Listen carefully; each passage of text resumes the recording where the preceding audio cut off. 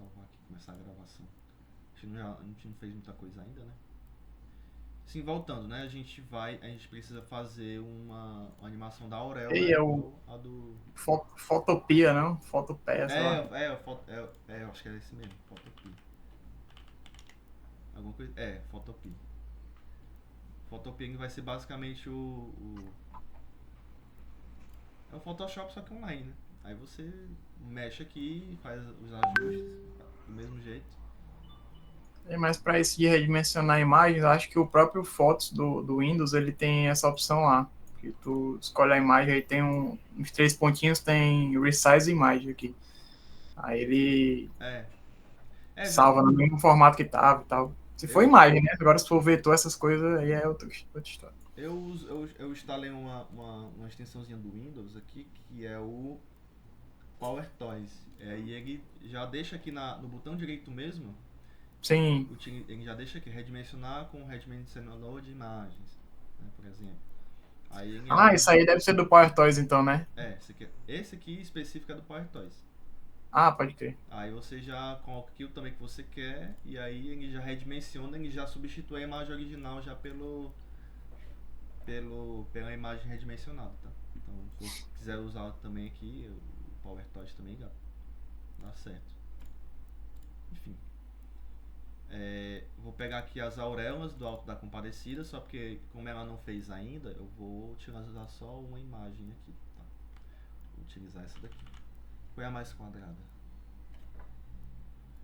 251, 257, 243, 232. Eu vou utilizar essa auréola aqui, tá? Tem imagens, auréola. Tá. Vou mandar aqui também no grupo, qualquer coisa. Quem quiser usar, estiver usando. Ixi, mas não vai. Aqui é assim. Não dá como documento.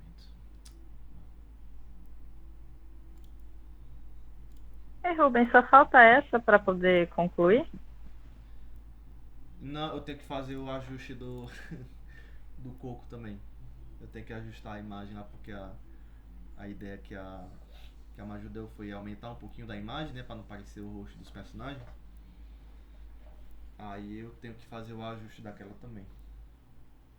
Daquela interação. Tá falando da interação? Das que faltam? É que o Roberto estava perguntando quanto que falta, mas só faltam essas duas, né? Eu acho que só falta as minhas mesmo. Voltando aqui, tá? Beleza, a imagem tá aqui. A auréola, eu vou fazer basicamente a mesma coisa, tá? Eu vou colocar aqui embaixo mesmo. The image, a auréola por enquanto. A auréola vai ser igual a load image, mesma forma, tá? Data barra imagem barra auréola.png fecha parênteses. E aqui vou colocar na frente mesmo, tá? Image. Porque ela mandou uma imagem chapada, né? Com o rascunho, então não consigo separar. Eu posso fazer isso, né? Mas eu não vou. Eu vou utilizar o tempo que mais pra ir fazendo aqui as interações, tá? Eu vou colocar na frente mesmo da Maria, tá? Por enquanto, a auréola 0. Por enquanto a gente vai ter aqui a imagem do fundo ocupando a tela toda e a imagem da auréola aqui no cantinho. Beleza. Se eu quiser reposicionar essa imagem aqui da auréola, eu posso ir fazendo aqui ajustes finos, tá? Eu faço assim mesmo, não vou nem mentir. Geralmente quando eu tenho mais tempo, né, eu faço ali parametrizado, como assim, em vez de colocar valores aqui, tipo, deixa eu mexer aqui um pouco 200 pra cima e 500 pra baixo, sei lá. Vai ficar muito lá embaixo, né? 300. Então eu vou mexendo aqui, ajustando a posição. 250, 200. Tá? É só quando a gente tem menos tempo que a gente pode ir fazendo assim, tá? mas geralmente eu faço parametrizado. Vou pegar alguma variável que eu já conheça, né? E aí eu vou calcular os valores de acordo com essa variável que eu conheço. Tá certo? Aqui tá, não, um pouquinho mais pra cima. 70. Com print alieno não seria mais rápido ver a posição disso daí? Usando o mouse X, né? Sim. Vou fazer isso pro outro que eu vi que dá pra fazer também. 310. É porque, por enquanto, ainda não estou utilizando o Image Center, né? O Image Mode. Center. Eu estou alinhando a partir daqui da posição aqui de cima. Posição superior direita. Pronto. Tipo, essa posição aqui é uma posição que já tá ok, tá? Mas, como eu quero que a imagem gire, né? Em torno do próprio eixo, o Gabi já deu a dica aí também. E me fez lembrar que eu vou utilizar, primeiro eu vou utilizar o push pop, tá? Por quê? Porque eu vou precisar mudar a posição da origem, né, das coordenadas do process, e também vou precisar mudar o image mode, né? Tem que mudar para center. Então, vou utilizar o push pop, tá? Entre os dois eu vou colocar esses comandos. Primeiro, o image mode, que eu vou ter que mudar para center. Eu vou tirar esse daqui por enquanto. E o translate, que eu vou ter que mudar também. Translate. Lembrando, né, o image mode ele vai mudar o formato, a forma que a imagem é desenhada na tela. Agora ele vai começar a desenhar a imagem a partir do centro, tá? Então, se eu colocar aqui as imagens, tá? Por enquanto, eu vou ter o translate 00, né? Que ele não vai mudar nada, tá certo? Então, ó, vamos ver. Agora que a gente já tem... Aí, eu botei esse aqui. Esse aqui não é padrão não. É só a Aurel. Desculpa. O BG Rascunho fica do lado de fora. A imagem agora tá lá em cima, né? O que eu tava ajustando antes, esses números aqui, era a posição do canto superior esquerdo. Só que agora essa posição está sendo usada para desenhar a imagem a partir do centro. Então a imagem ela vai subir um pouquinho para o canto superior esquerdo. Tá? O que a gente pode fazer para facilitar essa questão aí de achar a posição? Tá? Eu posso fazer simplesmente vindo aqui, um print alien, que é o que vai imprimir ali no console, né?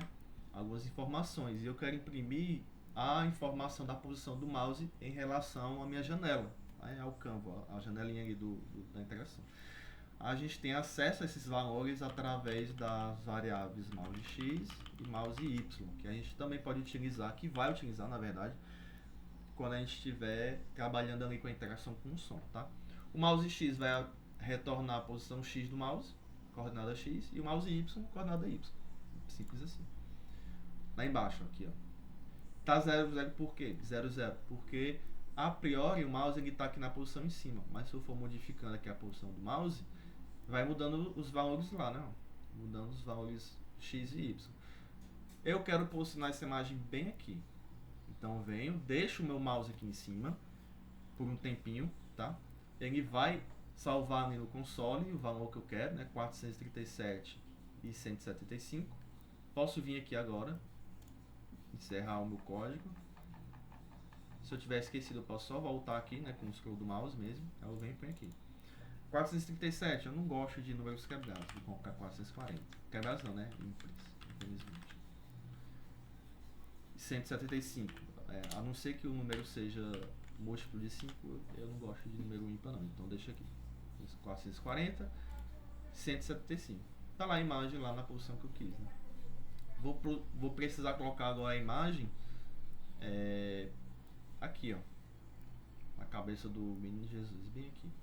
Faço a mesma coisa, ponho o mouse ali, salvei, né? Gravei ali no console a posição 518, 400 ou 374. Se eu quiser colocar, reposicionar essa imagem aqui agora, 520, 375. Agora a minha auréola está lá na posição que eu coloquei. Se quiser fazer mais algum ajuste fino, eu posso fazer isso. Tá? Beleza, eu vou precisar fazer um push and pop para cada auréola. Essa primeira aqui vai ser para a auréola da Maria. E esse segundo push pop aqui vai ser para a auréola do Menino Jesus. Tá? Então aqui eu vou colocar a auréola 520. Não, faz assim mesmo. Esse primeiro push pop que vai ser da auréola da Maria, tá? Auréola Maria. E o outro push pop, auréola Jesus, tá? Uma outra dica aqui também, né, já deixando, é você sempre ir comentando as linhas de código, né, alguns blocos de código de acordo com o que eles fazem. Por exemplo, quando eu vier dar uma olhada aqui nesse código de novo, já sei que essa parte de código aqui ela vai trabalhar apenas com a auréola da Maria. Então tudo que eu mexer aqui eu vou estar mexendo em referente à auréola da Maria, aqui a auréola de Jesus, tá? E assim vai, tá? Qualquer coisinha que você vá modificando é bom ir salvando com comentários, né? O comentário você pode fazer com barra aqui, ó, se você quiser fazer um comentário de uma linha só, ou se você quiser fazer um bloco de comentário, você pode usar barra, asterisco, barra. Então tudo que você for comentar, você coloca entre aqui a barra asterisco e o asterisco barra, que ele não vai ser lido pelo interpretador aqui do Process, tá? Você aqui pode fazer um bloco inteiro de comentários se você achar necessário. Então quando você executar o código, ele vai ignorar tudo que está comentado, tá? E aí ele vai utilizar, vai ser necessário também, se você quiser, para deixar o código mais organizado, né? Tá? Beleza, eu encontrei as posições que eu quero agora, só que eu não vou utilizar essas posições na posição da imagem. Na verdade, eu quero mudar a origem das minhas coordenadas para aquela posição. Então, eu vou utilizar, na verdade, essas coordenadas aqui no Translate. E aí, fazendo isso, eu posso, em vez de colocar uma posição aqui numérica, né, eu posso colocar só 0, 0 na posição da imagem, tá? Eu vou fazer a mesma coisa aqui embaixo. A gente vai ver que não vai mudar visivelmente nada no resultado final, né? Opa, mudou sim. Image Mode, eu esqueci aqui. Image Mode, aqui no Push Pop da Maria, eu esqueci. Pronto. Então eu tenho agora o primeiro Push Pop, ele vai trabalhar com essa auréola. O segundo Push Pop, ele vai trabalhar com essa auréola de baixo, tá? Visivelmente não mudou nada em relação à posição da imagem, só que quando eu precisar rotacionar essa imagem, eu vou estar rotacionando agora em relação ao centro que ela está.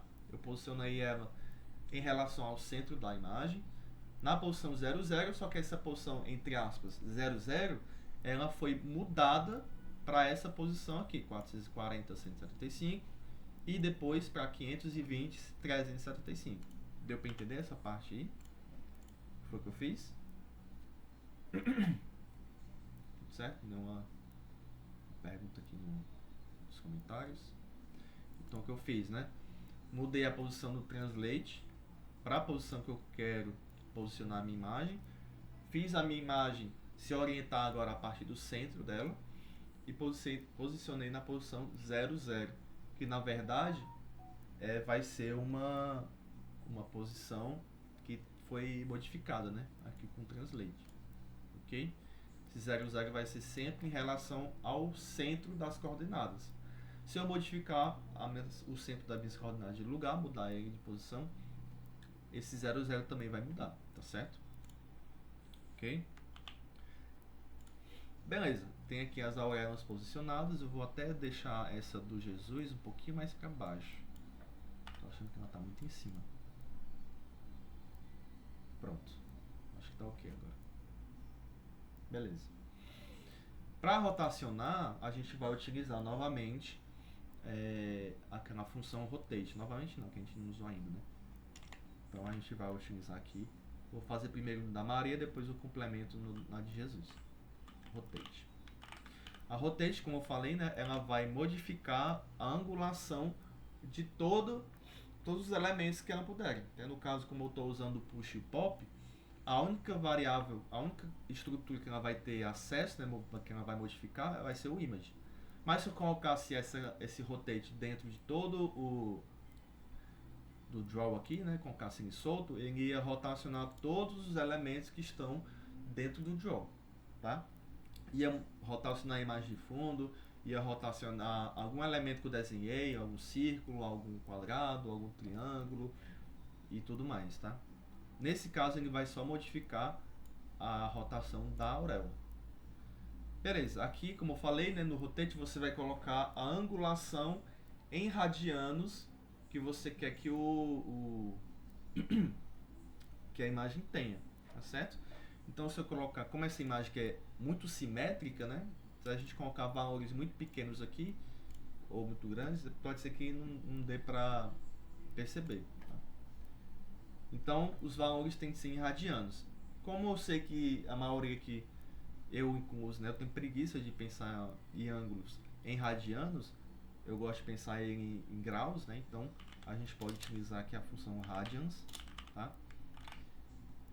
Que vai converter um valor de graus para radianos, tá? Então aqui agora eu posso utilizar dentro desses parênteses um ângulo qualquer em graus. Então se colocar aqui para rotacionar 10 graus, 10, né? O valor 10, ele vai rotacionar 10 graus. Não dá para perceber, né? Porque essa imagem é altamente simétrica, então parece que ela não está rotacionando, mas ela está rotacionando sim, tá? Ficando aqui uma posição, ela está em 0, ela está com essa ponta para cima. Se eu rotacionar ela aqui 10 graus, essa ponta já foi um pouquinho para esquerda, tá? E assim vai indo. Tá rotacionando mesmo, eu tô ficando... Tá rotacionando, ela vai um pouco para cá. Ela tava aqui para cima, agora ela tá um pouquinho aqui pro lado. Beleza? Como eu quero que ela fique rodando, né? Sempre, eu vou colocar aqui aquela mesma informação que eu tinha colocado, né? Frame no outro código. Frame count, tá? Eu vou colocar ele aqui dentro do radianos. Por quê? Eu coloquei aqui no println para a gente ver também os valores que esse frame count vai possuir, tá? Olha aqui embaixo. Ele vai ser uma variável que sempre vai aumentando de valor. Ela sempre vai aumentando, 300, 400 agora. Toda vez que acontece uma execução do draw, esse frame count vai aumentar em 1, tá? Então, na primeira vez que eu imprimo aqui a tela, ele vai ter o valor 0, depois vai ter 1, 2, 3, 4, 5. Como o código está sendo executado 60 vezes por segundo, provavelmente, então a cada segundo esse valor do frame count ele vai aumentar 60 vezes. Então esse rotate radianos ele vai estar sempre com um valor diferente, tá certo? Então é por isso que a gente tem essa impressão de que a auréola está rotacionando, tá? Porque esse valor do frame count ele sempre vai estar mudando. Ok? Então aqui a gente pode fazer a mesma coisa já aqui na auréola do Jesus, tá? Rotate, radians. Vou fazer uma coisa aqui antes, né? Se eu não utilizasse o radians, né, por exemplo, se eu colocasse aqui direto frame count, né, ele ia ler o frame count como tendo um valor de radianos. E o radianos ele é uma notação, né, de angulação que aumenta mais rápido do que os graus, tá? Na verdade, ele tem valores menores para valores maiores de graus. Então, se eu executar aqui, a gente vai ver que a auréola de Jesus está aqui, tá maluca, né? Porque o radiano ele vai de 0 a 2π, né? O 0 é 0 graus, o 2π é 360 graus, né? 2π vai ser mais ou menos 6.18, né? Mais ou menos 6.28, na verdade. Então, enquanto o radiano vai de 0 a 7, De 0 a 6, os graus vão de 0 a 360. Então, o frame count ele vai, em 1 segundo, ele vai de 0 a 60. Para ângulos em graus, isso é pouco, porque ele vai de 0 a 360. Mas para radianos, isso é muito. Isso vai ser 10 rotações por segundo. Ele vai rotacionar em torno de um círculo, né, 10 vezes em apenas um segundo. Então é por isso que a gente tem que ter o cuidado de fazer essa transformação aqui de radianos pro graus, porque isso vai deixar a rotação um pouco mais lenta, tá? E se tiver ainda muito rápido para o seu gosto, né, você pode fazer aqui em ajuste, né, de dividir por 10 ou multiplicar por 0.1, tá? Aí vai fazendo ajustes finos aí, conforme for. Dá pra ver que o frame rate aqui foi pra baixo da L, não sei o que aconteceu. Frame rate.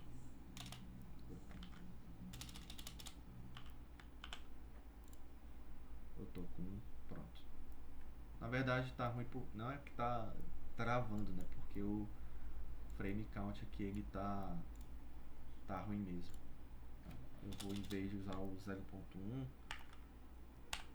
ou dividir por 10, eu vou multiplicar por 0.1. Tem uma cara, ó, tem uma diferençazinha. Esse aqui tá bem mais suave, né, o da Maria, enquanto o do Jesus está todo aqui, parece que tá travando, né? O que é que tá acontecendo? O frame count ele vai retornar um valor inteiro. Quando eu divido um valor inteiro por um valor inteiro, eu vou ter como resultado um valor inteiro, né? Logicamente falando, tá? Então esse rotate aqui, ele tá dando valores ali em graus de 1, 2, 3, 4, 5, 6, 7, 8, 9. Então são valores que eles têm um gap, né, entre um valor e outro. De 1 para 2 eu tenho um salto, né, de uma unidade. Quando eu multiplico por 0.1, eu vou estar transformando o frame count para um valor decimal, para um float, tá? O float ele vai ter valores ali entre, né, os números inteiros. Então, entre 1 e 2, eu vou ter 1.1, 1.2, 1.3, 1.4. Então, eu vou ter uma gama de valores um pouco maior e uma mudança entre os ângulos um pouco mais sutil. Então, a gente vai ter um movimento um pouco mais suave quando a gente faz a multiplicação por 0.1, em vez de fazer a transformação dividindo por 10. Se você quiser continuar dividindo por 10, dá para fazer isso também, só que você tem que, em vez de dividir por 10, você tem que dividir por 10.0. É 10 também, só que ele é float. Agora, ele vai ser um número decimal, porque eu coloquei uma casa decimal ponto zero aqui, ó. Aí aqui a gente já tem a transformação novamente num movimento um pouco mais suave. Aí vai de cada um, né? Eu prefiro multiplicar por 0.1 porque fica mais claro que eu estou transformando para um valor decimal, tá? Alguma dúvida até aqui da execução? Algum probleminha? Alguma parte que eu falei muito rápido que não deu para entender? Tudo certo por enquanto. Tudo certo? Não tem nada de tempo. Beleza. Fiz toda a minha estrutura do código, mas ainda não está com interação. Geralmente é assim que eu faço. Eu vou posicionando os elementos do jeito que foi idealizado, né? Pela ilustração ou por uma reunião conjunta aí entre eu e quem estiver desenhando. Eu faço primeiro essa estrutura e aí depois é que eu vou colocando as interações. A gente vai fazer essa parte agora da interação exatamente agora. Só um segundinho que eu estou mandando uma mensagem aqui, tá? Cadê?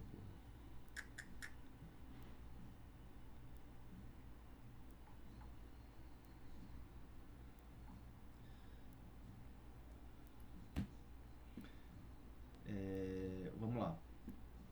Para fazer agora a interação com o som, né? Na verdade, vamos fazer uma interação. Antes de fazer a interação com o som, vou fazer a interação com o mouse, que a gente não vai precisar de nenhuma biblioteca por enquanto. Qual é a interação que a gente vai precisar? A interação que a gente estava usando lá do Alto da Compadecida eram duas, né? Era um aumento do brilho, que nesse caso a gente não vai trabalhar por enquanto, tá? Do alfa, né? Que a imagem, o brilho ficava mais transparente, ou menos transparente de acordo com o som. E também o aumento do tamanho, né? De acordo com o som a gente tinha um aumento do tamanho da auréola. Eu vou fazer essa parte do aumento, só que eu vou utilizar, na verdade, a posição do mouse aqui para fazer essa interação fajuta por enquanto, tá? Como é que eu vou fazer? Eu vou precisar, para aumentar o tamanho dessa imagem, né? Eu vou precisar de uma variável de controle, né? E que nem aquela que eu fiz, que foi o auréola x off, se eu não me engano foi esse o nome que eu coloquei. Não, eu coloquei dr, né? Eu vou colocar auréola size off. Pronto. Tá? Esse off aqui geralmente ele vai se referir a variações, tá? Se você pegar algum código meu para estudar, talvez eu utilize esse off aqui quando eu quero fazer alguma variável que vai trabalhar com uma variação que sempre vai estar mudando ali. Tá? Essa variável é a auréola size off, eu estou colocando, ó, presta atenção que eu estou colocando dentro aqui do draw, tá? Então eu só vou poder acessar essa variável aqui dentro do draw. Se eu tentar acessar essa variável aqui em qualquer outro lugar do meu código, eu não vou conseguir, tá? Porque ela vai ter um escopo aí mais fechado, tá? Esse auréola size off, eu vou precisar que ele tenha um tamanho ele tenha um valor que sempre vai mudando, né? Eu vou utilizar, nesse caso, o map, que vai, novamente, ele vai trabalhar ali, ele vai transformar um valor para outro, tá? No caso, eu quero transformar a posição X do meu mouse X. Tá? O meu mouse X, ele vai de 0, que é a posição aqui do canto, até a largura da minha tela, que é 1280. Eu posso colocar de 0 a 1280, ou eu posso colocar de 0 até a largura da tela, que a gente vai ter esse valor salvo, né, nessa variável que o width, que vai guardar esse valor 1280. É bom utilizar o width porque se em algum momento eu precisar mudar a largura aqui da tela, eu só preciso vir aqui no size, que vai definir o tamanho da tela, e botar a largura que eu quero. E aí, essa variável já vai atualizar automaticamente. Então, não vou precisar mais me preocupar com esse valor aqui, por enquanto, tá? Eu quero transformar o tamanho a posição do mouse, que vai de 0 a 1280, para 0 até 20. Vou botar 20 por enquanto. Então, quando o meu mouse estiver aqui no 0, essa minha variável vai ter o valor 0. Se o meu mouse estiver aqui bem no meio da tela, ele vai ter o valor 10, a variável auréola ali. Quando eu estiver aqui no final da tela, ele vai ter o valor 20. Então, essa minha variável ela vai sempre mudar de 0 a 20. Tanto é que se eu pegar esse valor e botar aqui no println, ó, olha lá embaixo, ó, tá 0. Vou mexer o meu mouse, quando tiver mais ou menos aqui na metade, ele vai estar ali, ó, 10, né? E quando eu tiver aqui no finalzinho da tela, vai estar 20, 19.8, não vai ter exatamente 20, né? Vai chegar até 19.999, alguma coisa assim. Mas dá para arredondar para 20, tá? Beleza, é isso que o mapa faz. Ele vai transformar um valor de um intervalo para outro. Agora eu vou pegar esse valor, essa auréola, e vou vir aqui na imagem, na auréola, no caso aqui da Maria por enquanto. Essa auréola, ela tem por si só, né? Essa imagem, a auréola, ela vai ter uma largura width própria e vai ter uma altura height própria também. Eu posso acessar esses valores de altura e largura da imagem colocando o nome da imagem, ponto, width para largura e height para altura, tá? Isso aqui é o que a gente chama de propriedade de alguma estrutura. No caso aqui, a propriedade da imagem é a largura e a altura que ela tem. Se eu executar aqui, não vai mudar nada, né? Porque eu estou pedindo para o Process fazer o quê? Desenha uma imagem da auréola na posição 00, que tem o tamanho original da imagem, de altura e largura. Então não vai modificar nada. Mas se eu pedir agora para ele somar essa largura com a variável, né, a auréola size off, eu só estou somando a largura, tá? Não estou mexendo nada na altura ainda.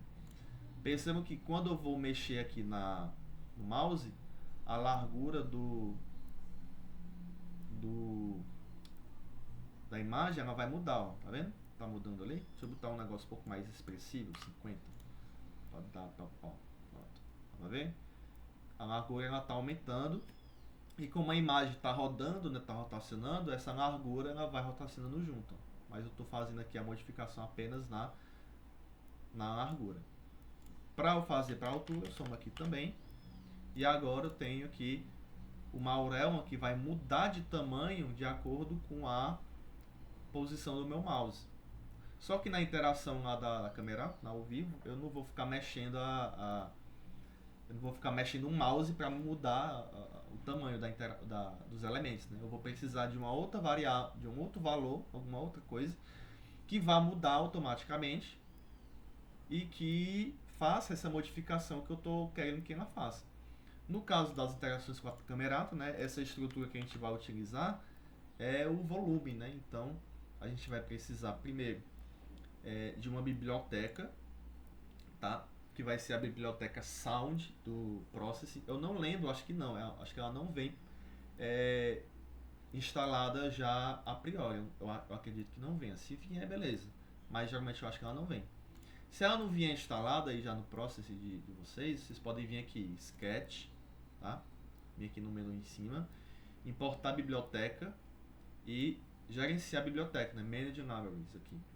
Aí vai abrir uma janelinha onde ela vai trazer para a gente todas as bibliotecas que existem já catalogadas lá no site do Processing e tal, que a gente pode usar. A gente vem aqui, só faz um filtro, né, para Sound. E bem aqui a gente tem algumas bibliotecas de som, né? Mas o que a gente vai utilizar geralmente é essa daqui, ó, Sound, tá? Que já tem aqui o autor, né? A Fundação Processing, que é a biblioteca oficial do Processing mesmo de som, né? É bem simples, mas já quebra um galho pra gente. Então a Sound, né, vai prover uma forma simples de trabalhar com áudio dentro do Process. Você clica na biblioteca que você quer e instala aqui. Eu vou instalar não, fica aí. Se eu precisar instalar, depois eu instalo. Você vem aqui e instala, tá? E aí ela vai instalar automaticamente. Depois você pode vir aqui e acessar as bibliotecas, tá? Bem aqui na primeira linha de código, você vem e coloca import processing.sound.estrela, asterisco, tá? Ou se você não lembrar, você pode vir aqui, ó, também no Sketch, importar a biblioteca e clicar na biblioteca que você quer importar. Eu quero a Sound, então eu venho aqui Sound. Então ele vai importar, ó, já automaticamente aqui na primeira linha de código, tá? A gente precisa importar a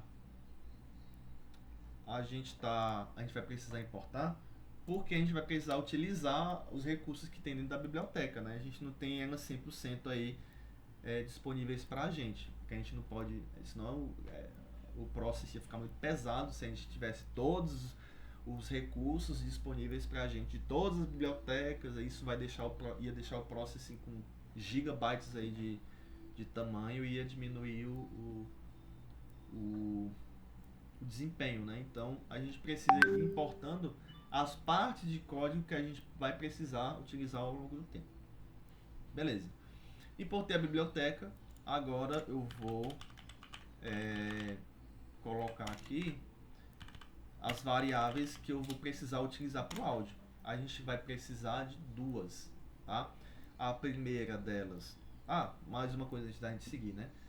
Geralmente aqui é interessante, é um exercício interessante para a gente fazer, de explorar aqui os exemplos que o Process traz. Cada biblioteca vai ter o seu pacote de exemplos e vai ter também os exemplos mais básicos aqui do Process, tá? Então, Os exemplos vão estar sempre aqui no arquivo exemplos. A gente vai ter essa janelinha que vai ter todas as bibliotecas, né, que a gente utiliza. Essas bibliotecas aqui tem os básicos também aqui do Processing, tá?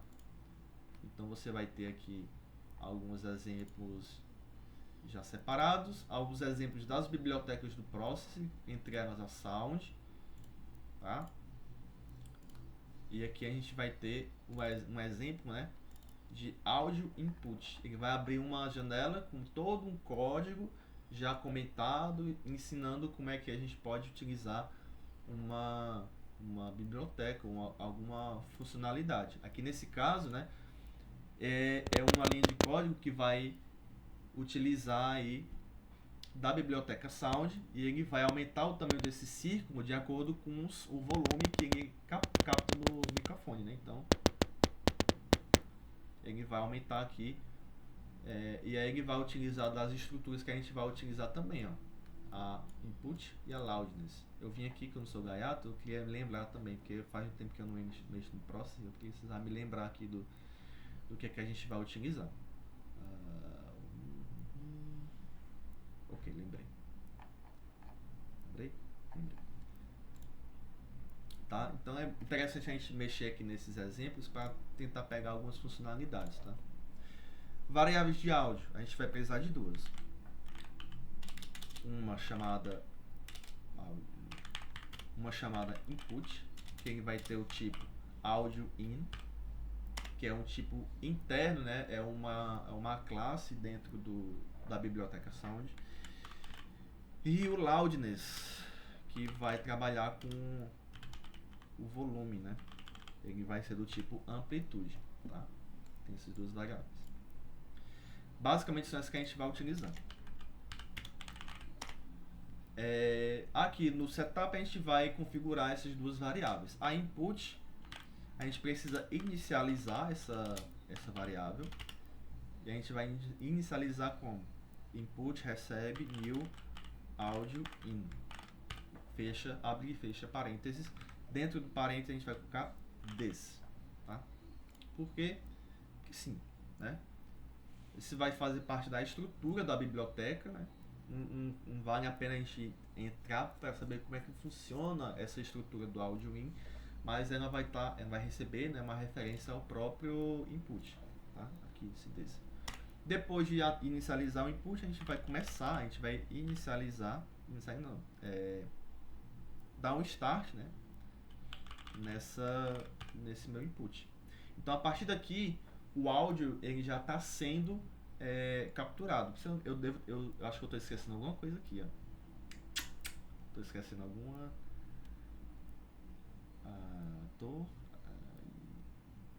Não, eu acho que não, mas enfim, vamos ver aqui.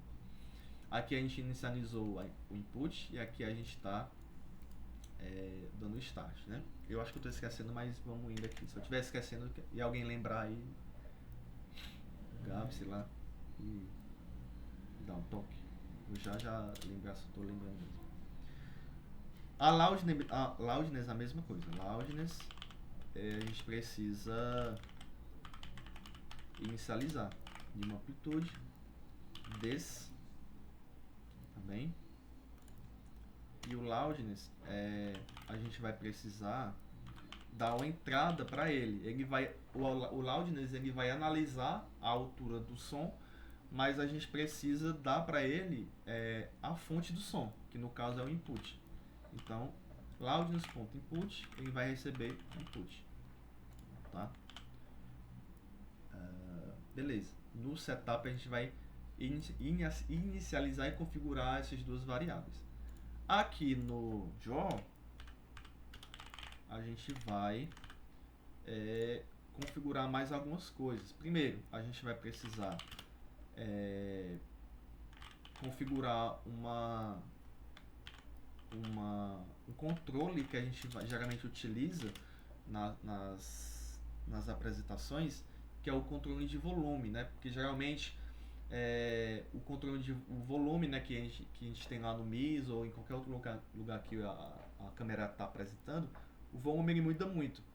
Vão ter momentos que vão ter um silêncio maior, vão ter momentos que vão ter um barulho mais alto, então a gente precisa ir controlando, né, balanceando a sensibilidade do microfone, né, aqui no Process, para a gente não ter nenhuma interação acontecendo de mais nem de menos, né?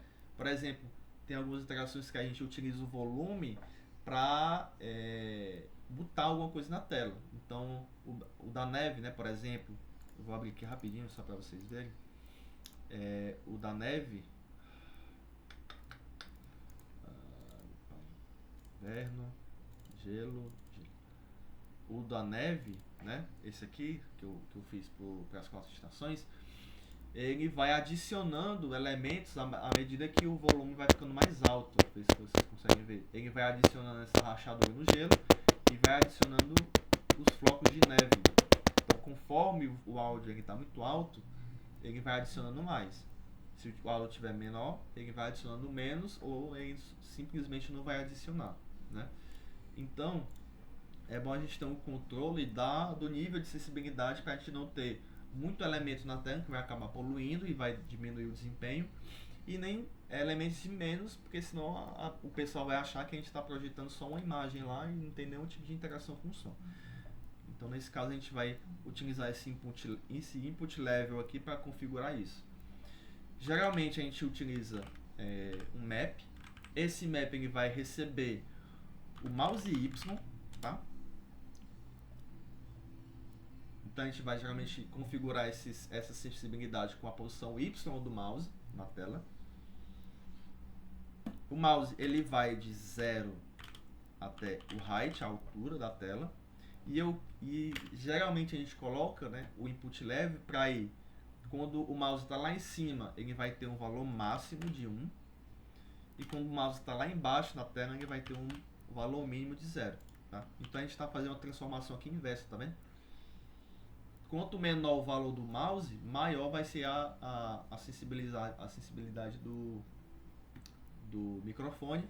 A gente vai descendo na tela e aí a gente vai diminuindo a sensibilidade do microfone. Tá? Aí a gente aplica isso no input. Input.amp vai receber input level. Aqui a gente está associando essa variável do mouse com a sensibilidade do mouse. Agora a gente vai ter um controle um pouco maior com a sensibilidade. E por fim a gente vai precisar de uma variável chamada volume, que ela vai receber apenas o loudness.analyze. Tá? Não, aqui não tá certo. O loudness analyze ele vai analisar a entrada de som e vai retornar um número aqui do tipo float, que vai condizer com a intensidade do som que está sendo captado, tá certo?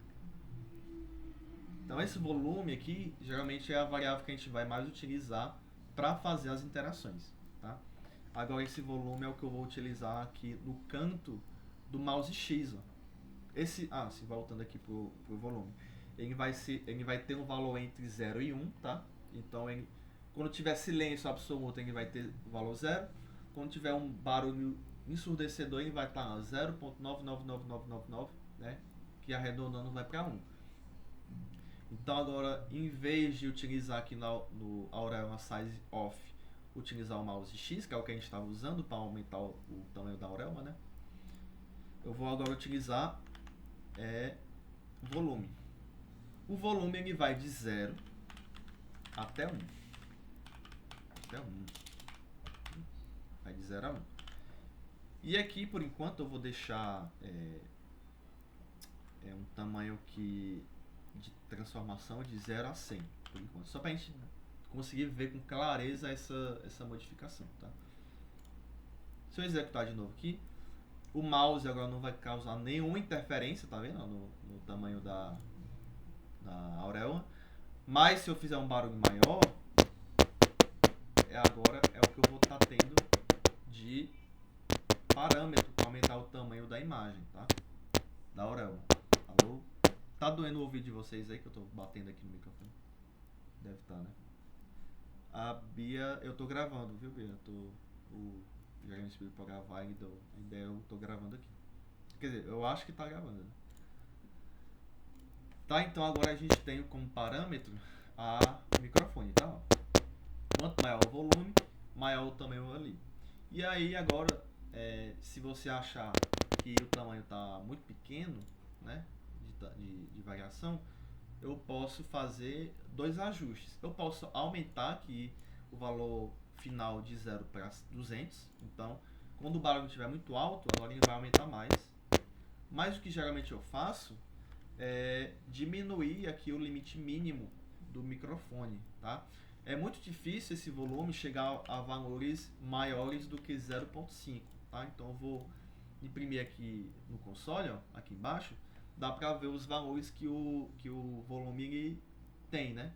Então, eu falando que normalmente ele vai ter um valor ali de 0.0, 0.00, 0.1, se eu falar um pouquinho mais alto, se eu bater aqui no microfone vai 0.1.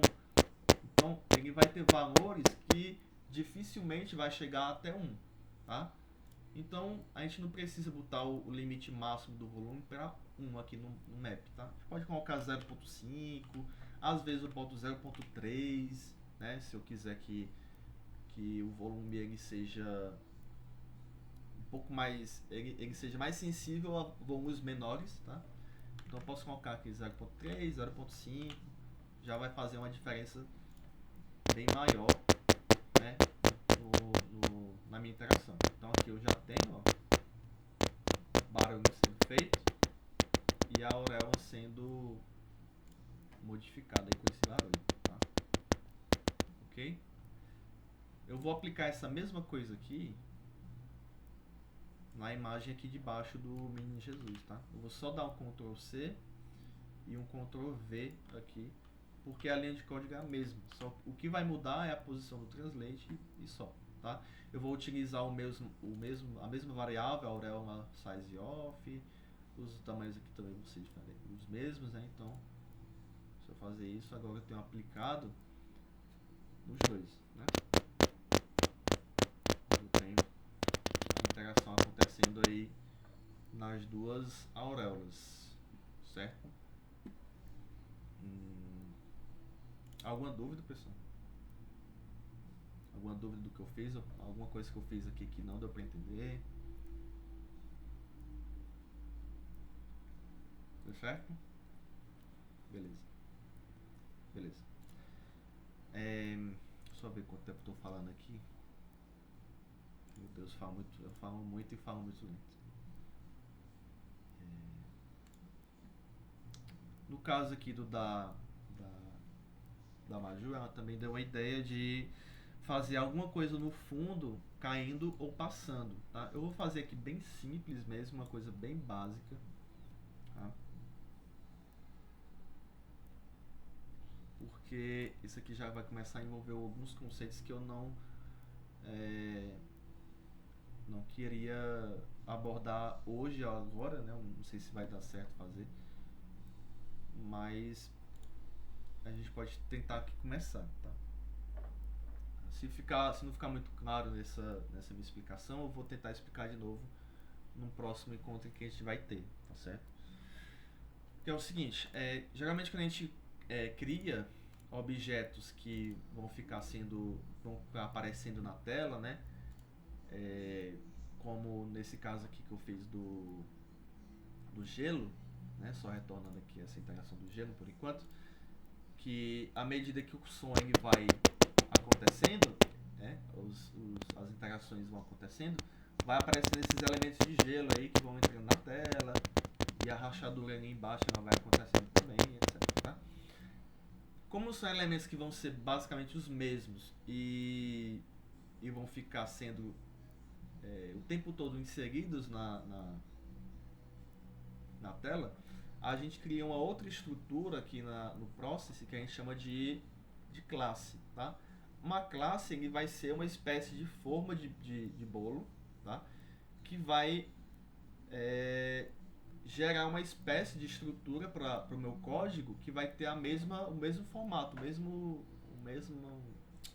posso dizer, as mesmas características, tá? No caso aqui do gelo, né? Eu criei uma classe, uma estrutura própria chamada floco, tá?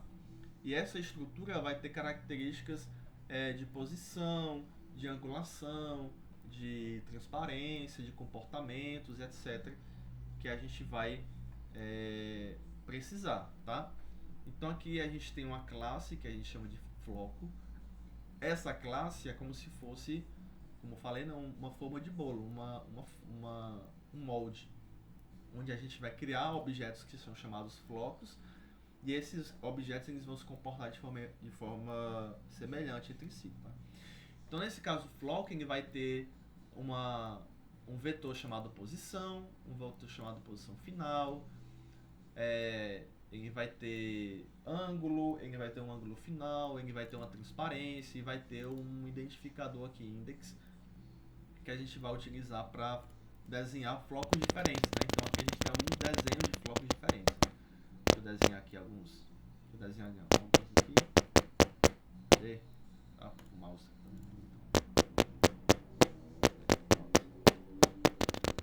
Então, ó, eu tenho aqui esses flocos são diferentes uns dos outros, né? Tem um desenhozinho diferente.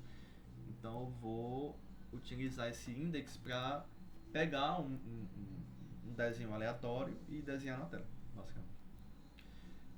Aí esse floco ele vai ter uma posição inicial e final, ele vai ter um ângulo aleatório final e inicial também, tá? E ele vai ter um desenho aqui associado. Essas aqui são chamadas as propriedades do meu objeto, do meu floco no caso, tá?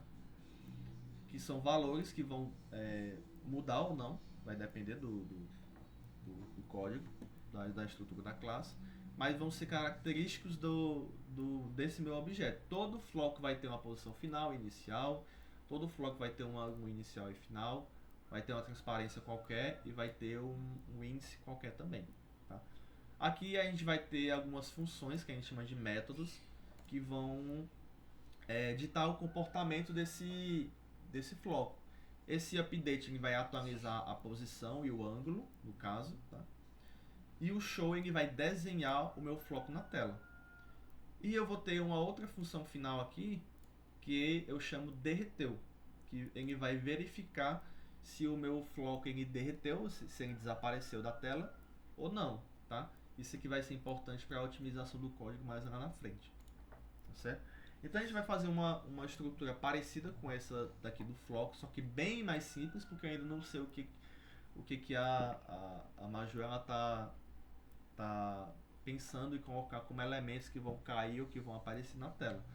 Então, por enquanto, eu vou utilizar um negócio bem genérico, tá? Eu, inclusive, não vou fazer uma outra aba, vou fazer aqui embaixo mesmo, fazer uma parte separada aqui do código, e eu vou chamar essa minha classe, esse elemento que vai cair, como no seu nome, eu vou dar o nome aqui de, sei lá, treco, sei lá, alguma coisa assim. Eu vou precisar abrir e fechar chaves, porque eu estou criando um bloco de códigos aqui separado, tá? Eu vou criar... Eu tô com a memória bem ruimzinha. Eu vou criar aqui o meu inicializador, né? O meu construtor, treco. Beleza. Esse meu treco ele vai ter... um método update que ele vai mudar a posição por enquanto e vai ter um método chamado show que vai mostrar esse treco na tela, tá certo? O que é que vai ser esse treco? Esse treco vai ser por enquanto um círculo, tá? Eu vou deixar aqui já engatilhado círculo, tá? Que é uma função que eu tenho no processing que vai desenhar um círculo na tela. Então ele vai desenhar um círculo a partir do centro, numa posição x e y, e com um raio, e com um diâmetro, na verdade, né, d, que eu ainda vou estabelecer aqui, o tamanho. O tamanho eu já posso deixar aqui como 50, por exemplo, e eu vou colocar, por enquanto, uma posição 0, 0, porque eu ainda não defini as minhas propriedades. As propriedades eu vou fazer agora. Propriedades que o meu treco vai ter. Ele vai ter uma posição. Ele vai ter uma posição pos. Tá? Ele vai ter uma velocidade, que eu Vou chamar de vel por enquanto. E ele vai ter, na verdade, eu vou colocar um tamanho aqui para ele. O tamanho rádio. Vai ter um tamanho, né? Um raio. Então esse raio ele vai cair bem aqui, ó. Raio vezes 2, porque é o diâmetro, né? 2 vezes o raio. Então, por enquanto eu vou ter esses elementos aqui, certo? A classe treco vai ter a posição e velocidade como sendo vetores. Ele vai ter o raio também, que eu vou ainda dar o valor para ele, tá certo? Dentro aqui desse bloco treco, que tem aqui também, né? Abre e fecha parêntese, eu vou inicializar essas minhas propriedades. Então eu vou dizer o que é o pos é um new pvector, tá? Por enquanto não vou dar valores para ele. O vel também vai ser um novo pvector, tá? E o raio ele vai ser um valor aleatório de 25 a 100. Então, cada treco que eu for construir, que eu for criar, ele vai ter um tamanho diferente aqui, aleatório. Por enquanto, eu não sei qual vai ser o tamanho dele. Posição. Aqui na definição da posição, né, do pvector, a gente vai entrar com a coordenada x e y que a gente quer que essa posição tenha.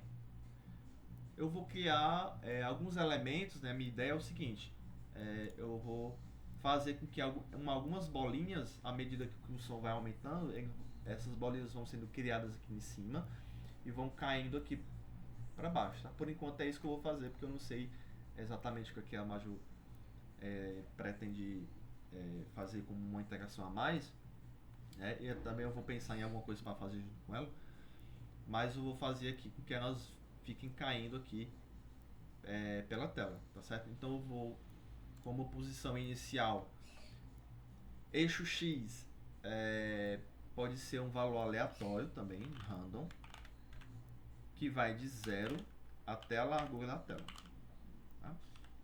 E Y também eu quero que seja random, porém eu quero que ela apareça fora da tela, tá certo? Então ela precisa aparecer num tamanho, numa posição negativa, tem que ter um valor negativo para ela aparecer fora da tela, tá? Então eu vou colocar um valor aleatório aqui de menos 50 a menos 100, tá? Que aí isso aí vai fazer com que as bolinhas, os trecos na verdade, apareçam em alturas diferentes, então eles vão ter velocidades diferentes, tempos diferentes de queda também, tá? Que vão aparecer na tela. Velocidade mesma forma, só que como eu quero que ela caia para baixo, né? Ela tem uma queda vertical, eu não quero que ela se mova na horizontal, eu vou colocar um vetor velocidade apontando para baixo. Para ela apontar totalmente para baixo, a gente precisa dar um valor zero para a coordenada vertical, tá? Ou horizontal, desculpa, o x. E aqui na variável vertical, né, no y, eu vou colocar um valor aleatório, random, de, sei lá, de 10 a 20 por enquanto, tá? De 5, vai, de 5 a 15, sei lá. Alguma dúvida até aqui? Tá tranquilo? Tô indo muito rápido aqui nessa parte. Tá? As estruturas de velocidade e posição, tá? Eles só vão determinar basicamente essas características, de onde o track ele vai iniciar, como é que ele vai se movimentar.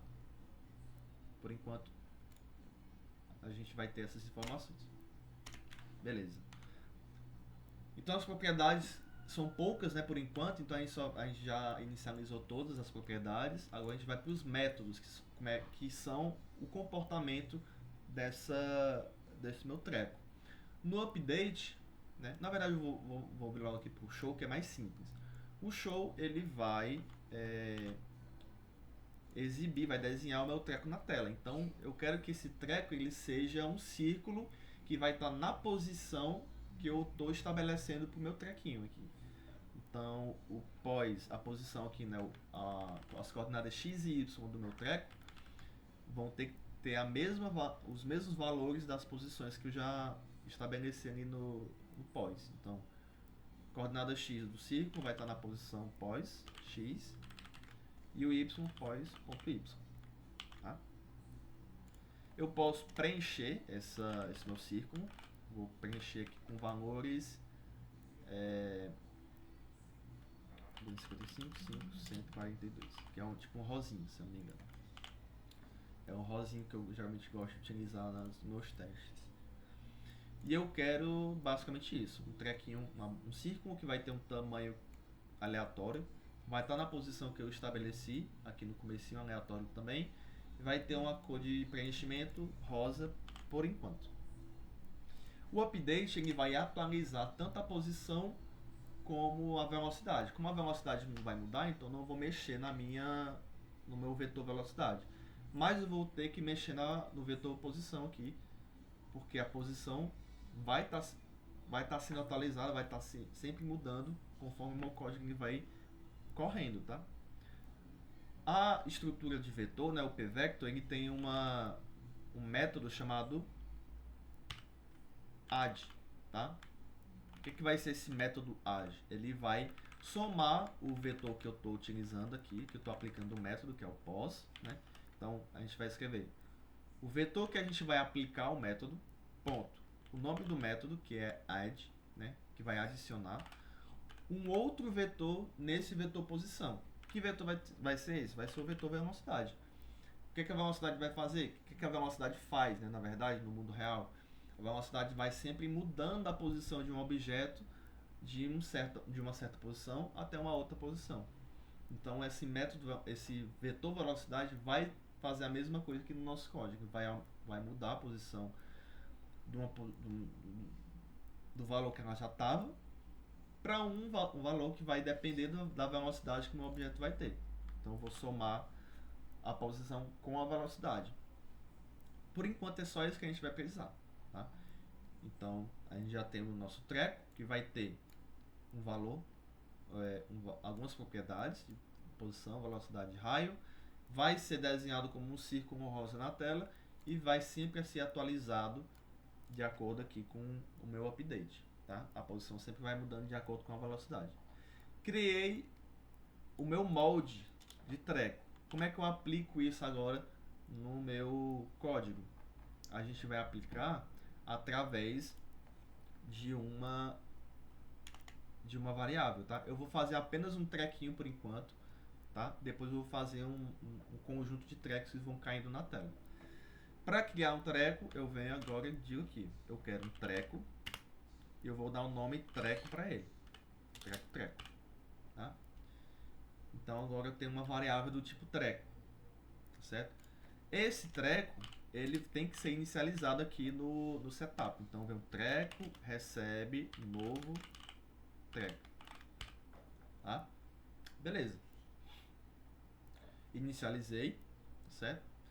Aí eu vou agora desenhar e atualizar o meu trequinho aqui na tela, tá? Ele vai cair na frente de todo mundo por enquanto, tá? Criei o meu treco. Para eu conseguir visualizar esse treco, eu preciso vir aqui, treco.show, que é o nome do método que eu utilizei aqui, né? Show. Então, nome da estrutura, ponto, nome do método. Se eu desenhar, beleza. Só que se eu rodar do jeito que está aqui, lá está meu treco ali, ó. Só que ele está parado, né? Está gigante, inclusive. Está bem aqui no canto direito aqui, ó, em cima. Tá? Ele está parado por quê? Porque eu não estou atualizando ainda a posição dele. Então a posição que foi estabelecida para ele foi essa, só que eu não estou mudando a posição, não estou somando a velocidade. Então eu preciso vir aqui, show, treco.update, que é o nome do outro método que eu utilizei aqui, ó, que vai atualizar a posição. Se eu rodar agora, lá vai meu treco caindo agora, tá? Desapareceu, já passou por toda a tela. Mas ele ainda existe dentro do meu código, tá? É uma coisa que é importante a gente fazer. Vamos fazer o seguinte, em vez de eu criar esse treco assim que eu rodo meu código, vamos criar esse treco aqui apenas no momento em que eu... deixa eu ver se consigo. Apenas no momento em que eu tenho um barulho muito alto, tá? Para fazer isso, eu já vou emendar aqui junto com a outra estrutura que eu ia falar, né? Que é um array, né? O array a gente vai utilizar aqui para guardar esses trequinhos, tá? Nesse caso, a gente vai utilizar uma outra estrutura, vou até apagar logo isso aqui, que é uma estrutura chamada no process array list, tá? O array list ele vai ser uma variável que vai fazer a mesma coisa que o array faz, né? Que o vetorzinho array faz. Ele vai guardar, ele é uma variável que vai guardar várias variáveis dentro dele, tá? Nesse caso, esse array list ele vai ser do tipo treco. Ele só vai guardar coisas que são trecos, tá? Ele não vai guardar nenhuma outra coisa. Array list treco. Ele vai ter o nome trecos, por enquanto. E aqui na inicialização, trecos, ele vai ser um novo array list treco. Abre e fecha parênteses. É assim que a gente vai inicializar esse array list. Ele é uma estrutura que é bem interessante, vocês vão usar bastante, né, quem for programar, quando tem essas questões de elementos caindo, né, ao longo da interação. Tá? Beleza. Isso aqui, eu vou inserir os trecos, eu vou apagar isso aqui por enquanto. Eu vou inserir os trecos apenas quando o meu volume estiver acima de um certo valor aí. Por enquanto eu vou colocar um valor, sei lá, 0.1. Então, vou precisar usar uma condicional. Se o meu volume estiver maior ou igual a 0.1, né? O que é que eu vou fazer? Eu vou executar esse bloco de códigos aqui, ó. Eu vou criar um treco que vai chamar treco, que vai ser um novo treco. Tá? Basicamente a mesma coisa que a gente fez lá em cima, só que agora eu estou fazendo dentro do código. Treco igual a new treco. Esse treco eu vou adicionar na minha lista de trecos agora, que é o trecos, né? Trecos, ponto, add. A gente vai adicionar esse treco na minha lista de trecos. Eu criei um novo treco e adicionei esse treco na minha lista de trecos, naquele array list que a gente criou aqui em cima. Tá? Adicionei. Beleza. E agora? Agora eu preciso percorrer essa minha lista de trecos e para cada treco que eu tenho lá dentro, eu vou executar aquele show e aquele update que eu executei para um treco só. Como é que a gente faz isso? Vai vir aqui. For, a gente vai precisar de um loop, né? Aquele loopzinho que a gente usou no outro código lá. For int i a partir do 0.